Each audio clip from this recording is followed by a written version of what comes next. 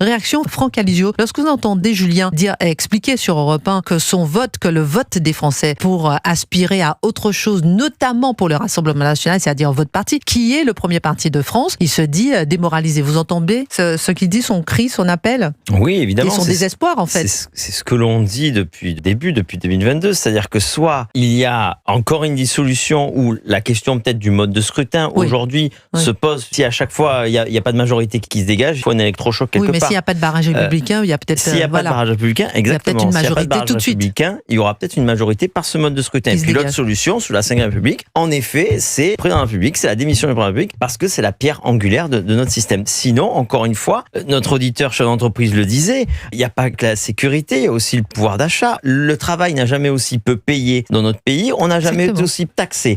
Et ceux qui paient toujours plus n'ont jamais touché aussi peu. Bon, donc ça aussi c'est un problème. Je veux dire, il n'y a pas meilleur moyen de décourager un peuple que de surtaxer le travail, de surtaxer ceux qui veulent entreprendre, ceux qui veulent réussir, ceux qui veulent produire la richesse, ceux qui veulent travailler dur pour eux et pour leurs enfants. Et ils sont de plus en plus rares, ceux qui veulent travailler dur, effectivement. Oui, parce qu'on les a découragés.